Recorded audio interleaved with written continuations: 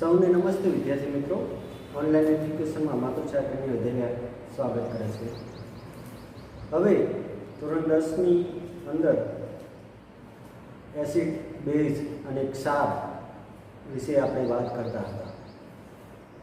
આગળની ભાગની અંદર આપણે કેટલાક ટોપિકની વાત કરી હતી અને છેલ્લો ટોપિક આપણે જોયું હતું કે પાણીની અંદર એસિડ ઉમેરવામાં આવે છે. પાણીની અંદર એસિડ ઉમેરવામાં આવે છે અને એસિડની અંદર પાણી ઉમેરવામાં આવતું નથી. હવે વિદ્યાર્થી મિત્રો, જેમ જેમ એસિડ એ પાણીની અંદર મિક્સ થતું જાય છે તેમ તેમ એસિડની સાંદ્રતામાં ઘટાડો થાય છે. એટલે કે તમે પાણીની અંદર જેમ એસિડ નાખતા જશો, એટલે કે એસિડમાં પાણીની માત્રા જેમ જેમ વધતી જશે તેમ તેની સાંદ્રતામાં ઘટાડો થતો જાય છે. તો તે પ્રક્રિયાને મંદન તરીકે ઓળખાય છે. તો મંદન એટલે શું તેની વાત કરીએ વિદ્યાર્થી મિત્રો. મંદન એટલે કે એસિડ અથવા બેઝને પાણી સાથે મિશ્ર કરતા એકમ કદ દીઠ આયનો કયા? હાઇડ્રોનિયમ અને OH માઇનસ એટલે કે H3O અને OH માઇનસ આયનની સાંદ્રતામાં ઘટાડો થાય છે. આવી પ્રક્રિયાને મંદન કહે છે. બરાબર વિદ્યાર્થી મિત્રો. અને આવા એસિડ કે બેઝને મંદીકૃત એસિડ કે બેઝ કહે છે. હવે આવા ઉદાહરણો લેવા હોય તો HNO3 છે, સલ્ફ્યુરિક એસિડ એટલે કે H2SO4 છે. તેને જ્યારે પાણીની અંદર ઉમેરવાનું છે, એટલે પાણીમાં ખૂબ ધીરે ધીરે ઉમેરતા જઈએ છીએ તેમ તે સાંદ્ર એસિડની સાંદ્રતામાં ઘટાડો જોવા મળે છે. અને જેમ જેમ વધુ પ્રમાણમાં એસિડને પાણીમાં ઉમેરતા જઈશું તેમ તેની સાંદ્રતામાં ઘટાડો થશે અને તે છેવટે મંદ બને છે. હવે વિદ્યાર્થી મિત્રો, આ H+ અથવા હાઇડ્રોનિયમ આયનો અને OH માઇનસ આયનોની સાંદ્રતામાં વધારો ઘટાડો થાય છે. તો આપણને પ્રશ્ન થાય કે એસિડ અને બેઝ એ કેટલા પ્રબળ હોઈ શકે? કેમ કે સાંદ્રતા વધારે તેમ એસિડ વધારે પ્રબળ, સાંદ્રતા ઓછી તેમ એસિડ નિર્બળ કહેવાય છે. એટલે કે આયનની સાંદ્રતામાં ઘટાડો થતો હોય તો તેને પ્રબળ અને આયનની સાંદ્રતામાં ઘટાડો થતો હોય તો એને નિર્બળ કહે છે. તો આપણને પ્રશ્ન થાય કે આ એસિડ અને બેઝ એ કેટલા પ્રબળ હોઈ શકે છે? તો વિદ્યાર્થી મિત્રો, તે નક્કી કરવા માટે આપણે યુનિવર્સલ સૂચકની વાત કરવાના છીએ. યુનિવર્સલ સૂચક એટલે શું અને તેનો ઉપયોગ શું છે? તો યુનિવર્સલ સૂચક એટલે કે સાર્વત્રિક સૂચક કહીશું. સાર્વત્રિક સૂચક એ કેટલાક સૂચકોનું મિશ્રણ છે. તેનો ઉપયોગ કરીને દ્રાવણમાંના હાઇડ્રોક્સી કે હાઇડ્રોક્સાઇડ આયનની જથ્થાત્મક માત્રા જાણી શકીએ છીએ. એટલે કે તેનો ઉપયોગ દ્રાવણમાંના જે હાઇડ્રોક્સિલ અથવા હાઇડ્રોક્સાઇડ આયનો છે તેની જથ્થાત્મક માત્રા જાણી શકાય છે. દાખલા તરીકે સાર્વત્રિક સૂચક એ દ્રાવણમાંના હાઇડ્રોક્સિલ આયનોની જુદી જુદી સાંદ્રતાઓ એ જુદા જુદા રંગ દર્શાવે છે. એ આપણે જોઈશું વિદ્યાર્થી મિત્રો. હવે વિદ્યાર્થી મિત્રો, આપણે pHની વાત કરીએ, જે સાંદ્રતામાં વધારો ઘટાડો તેને આપણે સ્પષ્ટ રીતે જોઈ શકીશું. કેમ કે યુનિવર્સલ સૂચક એ તેની અંદર જુદા જુદા રંગો જોવા મળે છે. તેવી જ રીતના pHની અંદર પણ જુદા જુદા કલરો જોવા મળે છે. તે પણ યુનિવર્સલ સૂચક તરીકે લઈ શકીએ છીએ. હવે દ્રાવણમાં રહેલા હાઇડ્રોનિયમ આયનની સાંદ્રતા માપવા માટે વિકસાવવામાં આવેલા માપક્રમને પીએચ માપક્રમ કહે છે. પીએચનું જે પિક્ચર છે તે તમે જોઈ શકો છો. તેમાં જુદા જુદા કલરો ડાબીથી જમણી બાજુ તે તો અલગ અલગ જોવા મળે છે. તે દરેક કલર એ તેની સાંદ્રતાના વધારો અને ઘટાડો દર્શાવે છે. તે એક જાતનું ઇન્ડિકેટર છે, એટલે કે સૂચક કરી શકો છો. પીએચનું ફૂલ ફોર્મ આપણે જોઈએ તો પોટેન્શિયલ હાઇડ્રોજન છે. હવે પીએચમાં જે પી છે એ પોટેન્સ દર્શાવે છે. પોટેન્સ એટલે કે શક્તિ. અને બુકની અંદર આપેલું નથી તો પીએચનો જે શોધક છે એ ડેનમાર્કનો જૈવ રાસાયણિક શાસ્ત્રી એસપીએલ સોરેન્સન્સ છે. એ તમે નોંધી લો વિદ્યાર્થી મિત્રો. ડેનમાર્કનો જૈવ રાસાયણિક શાસ્ત્રી એસપીએલ સોરેન્સન્સ, જેને આ પીએચ માપક્રમની શોધ કરી છે. હવે જે આ જૈવ રાસાયણિક શાસ્ત્રી છે એને એક ક્રમ આપ્યો 0 થી 14. એમાં જે 0 થી 7 છે તે એસિડિક ગુણધર્મ ધરાવે છે અને 7 થી 14 એટલે કે 7 થી વધુ એ બેઝિક ગુણધર્મ ધરાવે છે.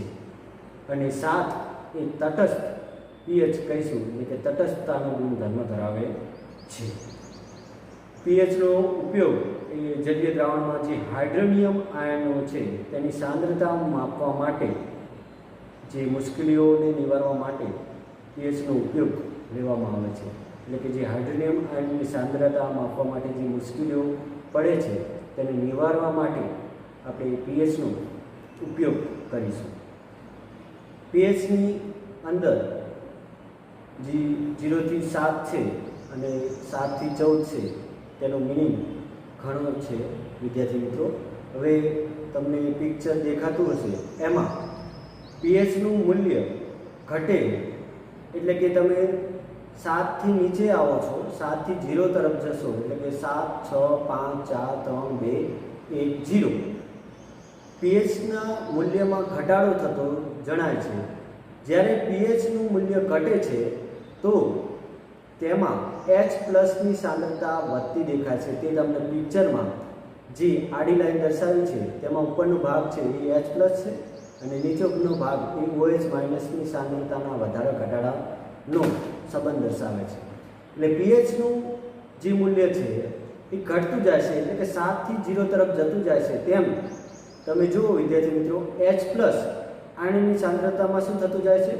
વધારો. અને 7 થી 14 તરફ જતો જાય છે તેમ એ OH- આયનની સાંદ્રતામાં વધારો થતો જાય છે. એટલે પીએચનું મૂલ્ય 7 થી 14 એટલે 7, 8, 9, 10, 11, 12, 13, 14 વધતું જાય છે તેમ OH- સાંદ્રતામાં વધારો થાય છે, પરંતુ H+ આયનની સાંદ્રતામાં ઘટાડો થાય છે. એટલે પીએચનું મૂલ્ય વધે, 7 થી 14 તરફ જશો એટલે H+ આયનો ઘટતો જશે અને OH- સાંદ્રતામાં વધારો થતો જશે. એટલે OH આયનો વધારે મુક્ત 7 થી 14માં થતા હશે. અને આપણે જાણીએ છીએ OH- આયનોની સાંદ્રતા એટલે OH- આયનો જેટલા વધારે મુક્ત કરે તો તે કયો ગુણધર્મ ધરાવે વિદ્યાર્થી મિત્રો? તો જ્યારે પ્રકરણની શરૂઆત કરી હતી ત્યારે જ મેં કહ્યું કે બેઝિક ગુણધર્મ ધરાવે છે. તેવી જ રીતના H+ની સાંદ્રતામાં જેટલો વધારો થશે એ એસિડિક ગુણધર્મ એટલે કે એસિડ ગુણધર્મ ધરાવે છે. હવે વિદ્યાર્થી મિત્રો, ચોક્કસ પીએચ માપવા માટે આપણે પીએચ મીટરનો ઉપયોગ કરવો તે હિતાવહ છે. પીએચ પટ્ટી વડે બી માપી શકો, પરંતુ તમારે જો ચોક્કસ પીએચનું મૂલ્ય માપવું હોય તો પીએચ મીટરનો આપણે ઉપયોગ કરવામાં આવે છે. હવે વ્યવહારમાં આપણે જોઈએ તો જ્યારે જમીએ છીએ ત્યારે આપણે જે ખોરાકની પીએચ છે તેને માપી અને જમ્યા પછી તેની પાચન શક્તિની અંદર એટલે કે જે પાચન થઈ જાય છે ખોરાક, ત્યારબાદ તેને પીએચ માપીએ તો શું ફેરફાર જોવા મળે છે?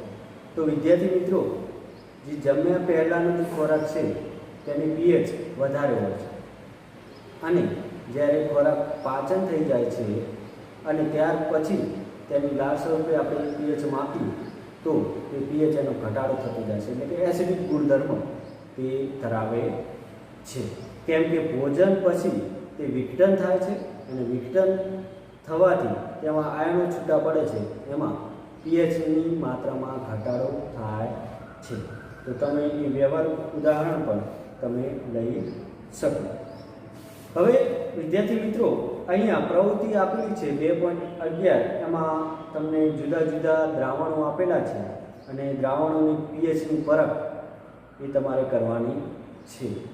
તમે વિવિધ દ્રાવણો આપેલા છે, જેમ કે લાળ, એ તમને હાલ જ મેં ઉદાહરણ આપ્યું ભોજન પહેલાં અને ભોજન પછી. જે આપણી લાળ છે એને ભોજન પહેલાંની પીએચ માપી અને ભોજન પછી પીએચ માપી.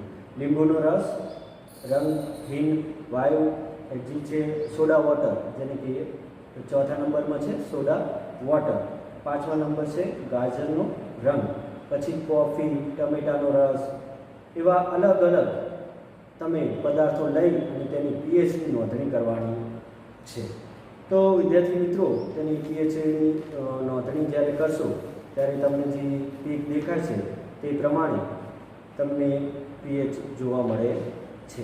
તે તમે આપણે બે ઉદાહરણ દ્વારા, વિડીયો દ્વારા બી તમે જોઈ શકો છો. તો જ્યારે લાળની પીએચ માપીએ છીએ ત્યારે પીએચ પેપરનો રંગ એ આસો લીલો કલરનો તમને દેખાય છે. તેની પીએચ કેટલી હશે? 7.14, એટલે પીએચ વધારે હોય છે. ક્યારે? ભોજન પહેલાં, એટલે કે બેઝિક ગુણધર્મ ધરાવે છે.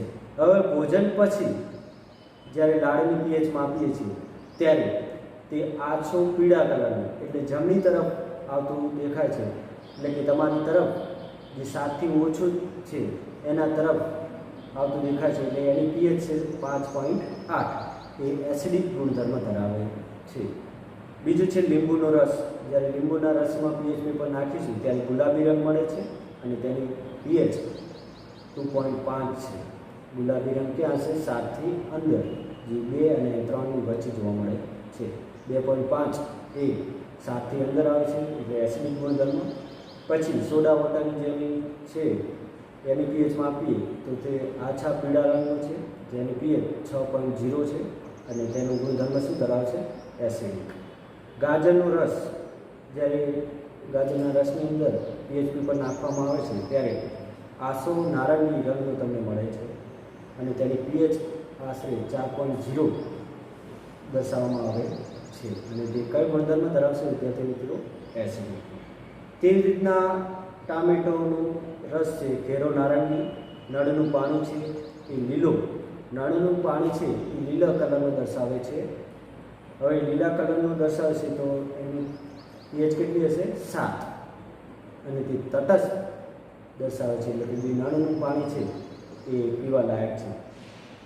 અને ટામેટાનો રસ છે વિદ્યાર્થી મિત્રો, અને HCl છે, તેની પીએચ એ 4.1 અને HClની પીએચ 1.0, એટલે એસિડિક ગુણધર્મ ધરાવે છે. પીએચની વાત કરીએ તો પીએચની અંદર 0 થી 14 ક્રમાંક જોવા મળે છે. હવે વિદ્યાર્થી મિત્રો, આપણે શરીરની અંદર ખોરાક જે ખાઈએ છીએ તેને પચાવવા માટે આપણે જઠર રસની જરૂર વધારે પડે છે. જઠર રસ એ આપણા જઠરની અંદર ઉત્પન્ન થાય છે અને ખોરાકનું પાચન કરે છે. તો જ્યારે ખોરાક ખાઈએ છીએ ત્યારે જઠરમાં ખોરાક જશે અને તેમાં સ્ત્રાવો ઉત્પન્ન થશે, અને સ્ત્રાવો તેમાંનો એક છે તમારો જઠર રસ. જઠર રસ એ એસિડિક ગુણધર્મ ધરાવે છે વિદ્યાર્થી મિત્રો, જેની પીએચ 1.2 છે. હવે ઘણી વખત એવું થતું હશે કે જ્યારે આપણે કોઈ પણ જાતનું કામ ના કરીએ અને ખોરાક વધારે પ્રમાણમાં લઈએ ત્યારે આપણને શરીરની અંદર બળતરા થતી હશે અને આપણને એસિડિટી થઈ હોય એવું આપણે કહીએ છીએ.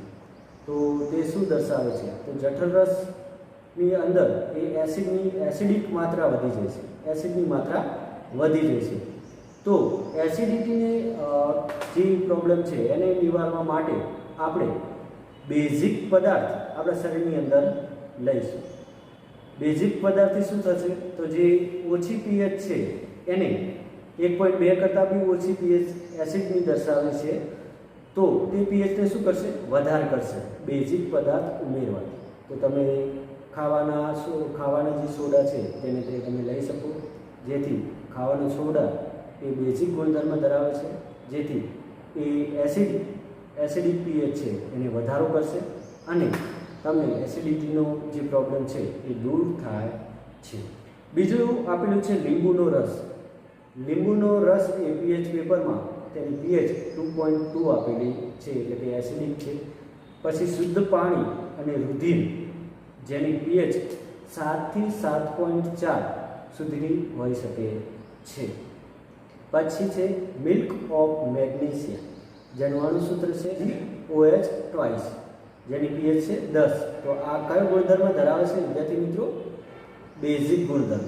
અને બેઝિક ગુણધર્મ એ જે એસિડિકથી જે પ્રોબ્લેમ થતા હશે એમાં આ મિલ્ક ઓફ મેગ્નેશિયા છે તે ઉપયોગ કરી શકાય છે.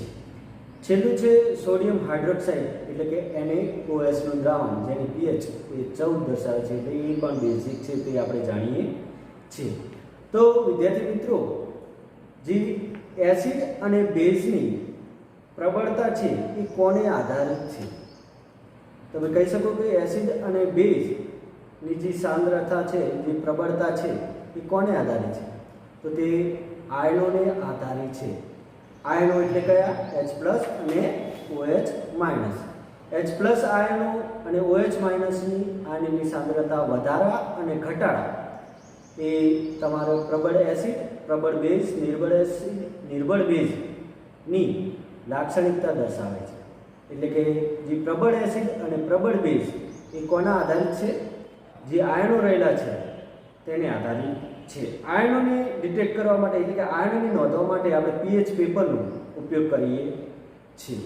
પીએચ પેપર દ્વારા આપણે કેટલી પીએચ છે અને તેની દ્વારા આપણે સાંદ્રતા, H+ ની સાંદ્રતા કેટલી છે અને OH- ની સાંદ્રતા કેટલી છે તે આપણે જોઈ ગયા છે કે 0 થી 7 થી 14 સુધી જશો, જેમ જેમ પીએચ આંક વધશે તેમ OH- ની આયનની સાંદ્રતામાં વધારો થશે, એટલે બેઝિકતા તરફ વધશે.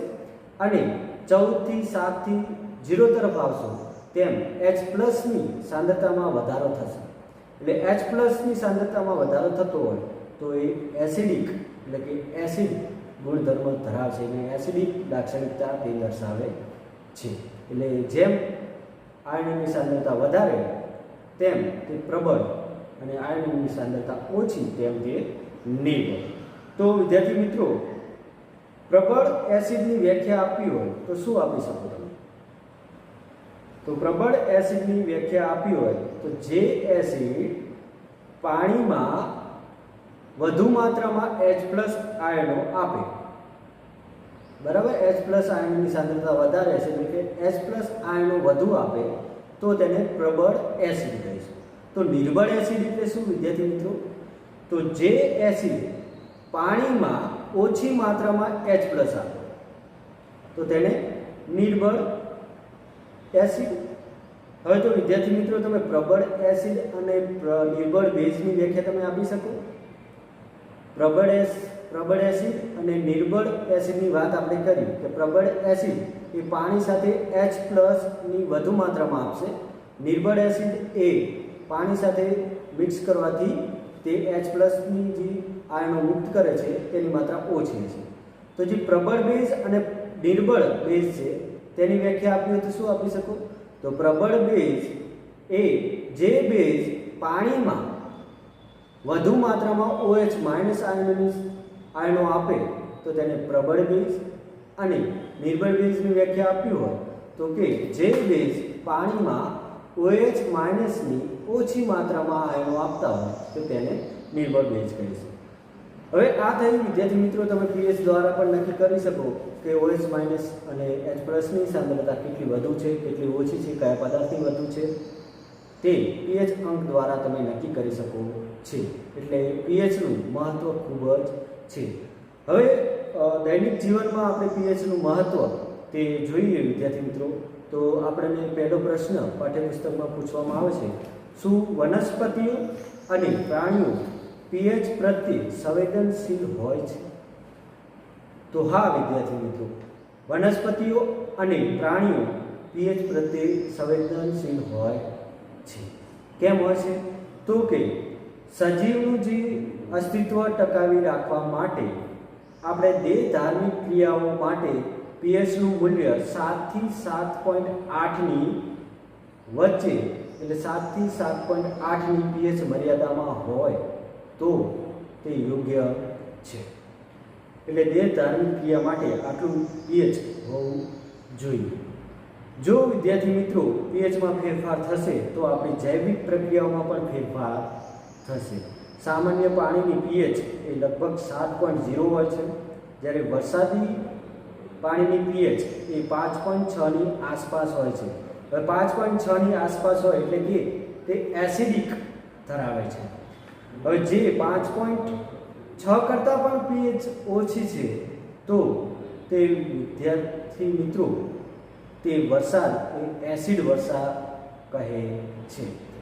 કેમ કે વિદ્યાર્થી મિત્રો હવે જ્યારે ફેક્ટરીમાંથી જે ધાતુ આયનો છૂટા પડે છે તે આયનો અને વરસાદનું જે પાણી છે એ પાણી અને આયનો એ બંને ભેગા થઈ અને એસિડ બનાવે છે, તો તે એસિડ વરસાદ કહે છે. એટલે 5.6ની તેના કરતાં પણ તેની પીએચ ઓછી હશે.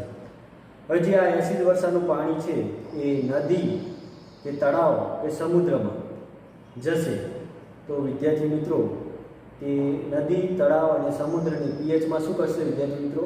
ઘટાડો કરશે. તો જે નદી, તળાવ અને સમુદ્રમાં જે સજીવો રહેલા હશે, વનસ્પતિઓ રહેલા હશે તો તેમને નુકસાન થશે. કેમ કે દેહધાર્મિક ક્રિયાઓ માટે આપણે 7 થી 7.8ની વચ્ચે પીએચ હોવી તે યોગ્ય છે. તો તેમના જીવનમાં સંકટ અનુભવી શકે છે. વધુ પડતા એસિડ વરસાદ અને વધુ પડતી એસિડની માત્રા વધશે તો તેમનું જીવન જોખમાય છે. તો ઘણીવાર જોયું હશે વિદ્યાર્થી મિત્રો, જ્યારે અમુક ટાઈમે વરસાદ પડે છે ત્યારે વરસાદ પછી જ્યારે તળાવમાં જે માછલીઓ હોય છે તે માછલીઓ એ મૃત્યુ પામે છે. મૃત્યુ પામવાનું રીઝન આ એક હોઈ શકે, પીએચ એ ઓછી થઈ જાય છે. પાણીની જે પીએચ છે એ એકદમ ઓછી થઈ જાય છે, જે તેમના શરીરના અનુકૂલન માટે યોગ્ય નથી. આમ એ જલીય જીવસૃષ્ટિનું અસ્તિત્વ ટકાવી રાખવા માટે પીએચ એ ખૂબ જ આવશ્યક છે અને આપણા જીવન ટકાવી રાખવા માટે પણ તે પીએચ એ ખૂબ જ મહત્ત્વનો ભાગ ભજવે છે. બીજું છે જમીનમાં પીએચનું મહત્ત્વ. તો વનસ્પતિના તંદુરસ્ત વિકાસ માટે વિશિષ્ટ પીએચ મર્યાદાની જરૂરિયાત હોય છે વિદ્યાર્થી મિત્રો. કેમ કે વનસ્પતિઓને પોતાનું જીવન ટકાવી રાખવા માટે પણ એક પીએચ એ યોગ્ય પીએચ હશે તો તે વનસ્પતિનો યોગ્ય વિકાસ થશે અને યોગ્ય વિકાસ થશે તો પાક એ તમને સારો મળશે. અહીંયા પીએચની માત્રા આપેલી છે, એટલે સારી જમીન જે હોઈ શકે એની પીએચ આપેલી છે 6.5 થી 7.3ની વચ્ચે.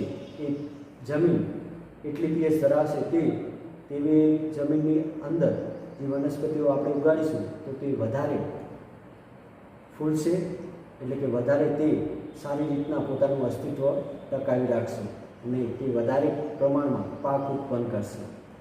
આથી ખેડૂત એ એસિડિક જમીન અને બેઝિક જમીનનું ટેસ્ટિંગ કરાવતા હોય છે વિદ્યાર્થી મિત્રો. જો 6.5 કરતાં ઓછી હશે તો તે એસિડિક જમીન હશે અને 7.3 કરતાં વધુ હશે તો તે જમીન બેઝિક હશે. હવે વિદ્યાર્થી મિત્રો, ખેડૂત મિત્રો એ જ્યારે જમીનનો ટેસ્ટ કરાવે છે ત્યારે અમુક ટાઈમે એવી થાય છે કે 6.5થી ઓછી માત્રામાં તેની પીએચ એ જમીનની પીએચ જોવા મળે છે. તો તે જમીન કેવી થઈ વિદ્યાર્થી મિત્રો? એસિડિક જે જમીન થઈ. હવે તો તેના માટે તે ઉપાય કરે છે અને ઉપાય તરીકે તે કેલ્શિયમ ઓક્સાઇડ એ તે જમીનમાં ઉમેરે છે. કેલ્શિયમ ઓક્સાઇડ એ બેઝિક ગુણધર્મ ધરાવે છે અને તે જે એસિડિકની પીએચ છે એટલે કે ઓછી પીએચ છે તે પીએચમાં વધારો કરશે અને 6.5થી 7.3ની અંદર તે કેલ્શિયમ ઓક્સાઇડ જે બેઝિક સ્વરૂપે છે તે લાવી દેશે, જેથી જમીનની પીએચ જળવાઈ રહે. જો જમીન બેઝિક હોય એટલે કે 7.3 કરતાં વધુ હોય તો ખેડૂત મિત્રો એ જમીનમાં જીપ્સમ ઉમેરશે. જીપ્સમનું અણુસૂત્ર વિદ્યાર્થી મિત્રો યાદ રાખજો, CaSO4 × 2H2O. આ જીપ્સમ ઉમેરવામાં આવે છે. તો આ થઈ વિદ્યાર્થી મિત્રો જમીનમાં પીએચનું મહત્વ. તેના પછી છે પાચન તંત્રમાં પીએચનું મહત્વ. તો આપણે જાણીએ છીએ આપણા ખોરાકનું જે પાચનમાં જઠર એ અગત્યનો ભાગ ભજવે છે. જઠરમાં એ HCl એટલે કે હાઇડ્રોક્લોરિક એસિડ એ ઉત્પન્ન કરે છે, જે જઠરને નુકસાન પહોંચાડે વગર તે ખોરાકનું પાચન કરે છે. પરંતુ અમુક ટાઈમે એવું થશે વિદ્યાર્થી મિત્રો, મેં આગળ પણ વાત કરી કે અમુક ટાઈમે હાઇડ્રોક્લોરિક એસિડ એટલે કે એસિડની માત્રા વધી જશે તો આપણને એસિડિટી થાય છે, અને તેને દૂર કરવા માટે આપણે વિદ્યાર્થી મિત્રો ખાવાના સોડા અને મિલ્ક ઓફ મેગ્નેશિયમનો ઉપયોગ તમે કરી શકો. હવે જે મિલ્ક ઓફ મેગ્નેશિયા છે અને ખાવાના સોડા છે એને પ્રતિ એસિડ પદાર્થ કહે છે, એટલે કે એને કહેવાય એન્ટાસિડ. તો એન્ટાસિડની વ્યાખ્યા લખવી હોય તો એસિડિટીના ઉપચાર માટે બેઝનો ઉપયોગ કરવામાં આવે છે, જેને એન્ટાસિડ અથવા પ્રતિ એસિડિક કહે છે. હવે જે એન્ટાસિડ પદાર્થો છે તે જઠરમાં રહેલા વધારાના એસિડનું શું કરશે? તટસ્થીકરણ કરશે, એટલે કે એસિડિટી માત્રા છે તેને વધારો કરશે. ચોથું છે વિદ્યાર્થી મિત્રો દાંતનું ક્ષયન એટલે કે સડવું રોકવા માટે પીએચનું મહત્વ ઘણું છે. આપણે જાણીએ છીએ કે જે દાંત છે એ ખૂબ જ સખત છે અને તે કેલ્શિયમ ફોસ્ફેટના બનેલા છે. કેલ્શિયમ ફોસ્ફેટ એ પાણીમાં ઓગળતા નથી કે પાણીથી કોઈ નુકસાન થતું નથી. પરંતુ વિદ્યાર્થી મિત્રો તો પણ આપણી દાંતની અંદર એ સડો થાય છે, એટલે કે તે સડે છે. તો કયા કારણોથી તે સડે છે? તો તે મોંની અંદર એક પીએચ નિર્ધારિત હોય છે, એટલે જેની પીએચ એ 5.5 નિર્ધારિત હોય છે. 5.5 કરતાં જો પીએચ તેની ઘટાડો થાય એટલે કે એ એસિડિક ગુણધર્મ ધરાવે છે, અને એસિડિક ગુણધર્મ ધરાવશે તો વિદ્યાર્થી મિત્રો એસિડ એ કેલ્શિયમ ફોસ્ફેટનું ક્ષયન કરશે. તો જે વિદ્યાર્થી મિત્રો એ દાંતમાં સડો પડવા માટે જવાબદાર છે, તો આ ક્ષયન 5.5 કરતાં પીએચ ઓછી કઈ રીતના થાય છે? તો વિદ્યાર્થી મિત્રો જ્યારે આપણે ખોરાક ખાઈએ છીએ ત્યારે આપણા દાંતની અંદર એ ખોરાકના કણો રહી જાય છે અને મોંની અંદર જે બેક્ટેરિયા હોય છે તેના દ્વારા વિઘટન થાય છે તે ખોરાકનું, અને તેની વિઘટન થવાથી તેની પીએચમાં તે ઘટાડો કરે છે, અને પીએચ ઘટાડો કરવાથી તેની એસિડની માત્રા વધશે વિદ્યાર્થી મિત્રો, અને સડો તેમાં એટલે દાંતનું ક્ષયન થવાનો ભય રહેશે, એટલે દાંતનું ક્ષયન થશે વિદ્યાર્થી મિત્રો. હવે દાંતને ચોખ્ખા રાખવા માટે વિદ્યાર્થી મિત્રો આપણે ટૂથપેસ્ટનો ઉપયોગ કરી શકીએ. ટૂથપેસ્ટ તરીકે ઘણા હોય, કોલગેટ હોય, તમે કોલગેટ હોય, દંતકાંતિ હોય, એવા ઘણા ટૂથપેસ્ટનો આપણે ઉપયોગ કરીએ છીએ. તો ટૂથપેસ્ટમાં એવું શું હોય છે કે જે દાંતમાં સડો છે તેને રોકે છે?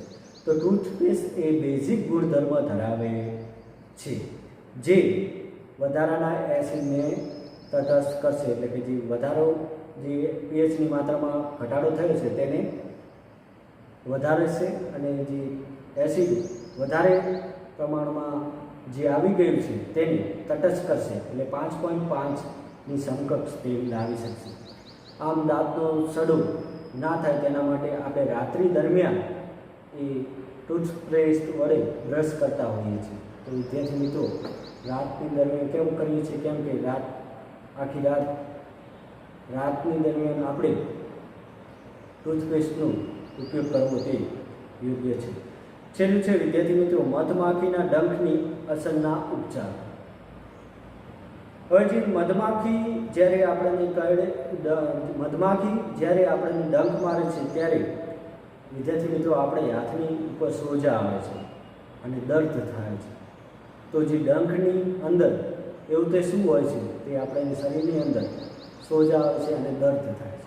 તો જે મધમાખી છે વિદ્યાર્થી મિત્રો તેની અંદર એસિડ રહેલો હોય છે અને ડંખ વડે તે એસિડ મુક્ત કરે છે.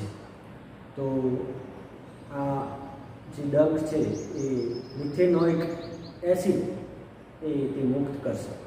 તો આના ઉપચાર માટે આપણે વિદ્યાર્થી મિત્રો બેકિંગ સોડા એટલે કે ખાવાના સોડા એ આપણે હાથ ઉપર લગાવી શકીએ છીએ. કેમ કે બેકિંગ સોડા અને ખાવાના સોડા એ બેઝિક ગુણધર્મ ધરાવશે અને બેઝિક ગુણધર્મ ધરાવથી તે એસિડિકની જે માત્રા છે તેને તટસ્થ કરશે. એટલે વધારાનો જે એસિડ આવી ગયું છે તેને તટસ્થ કરવાની કોશિશ કરશે.